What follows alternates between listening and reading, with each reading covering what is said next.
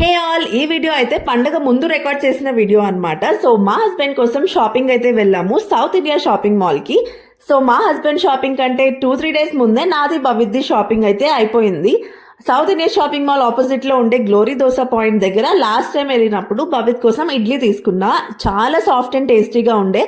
So అందుకని ఈసారి మళ్ళీ వచ్చాం కదా, ఈసారి మన ఫేవరెట్ అయిన దోశ కూడా ట్రై చేసేద్దాము అని చెప్పి ఇంకా డిన్నర్ అయితే అక్కడే సెట్ చేసాము.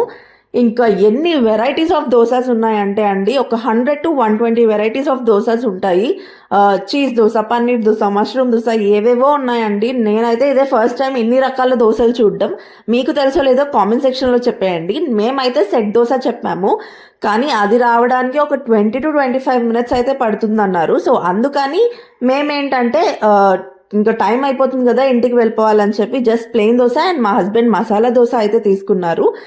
మీకు ఈ ప్లేస్ తెలుసో లేదో నాకు కామెంట్ సెక్షన్లో చెప్పండి. వీడియో నచ్చితే లైక్ అండ్ సబ్స్క్రైబ్.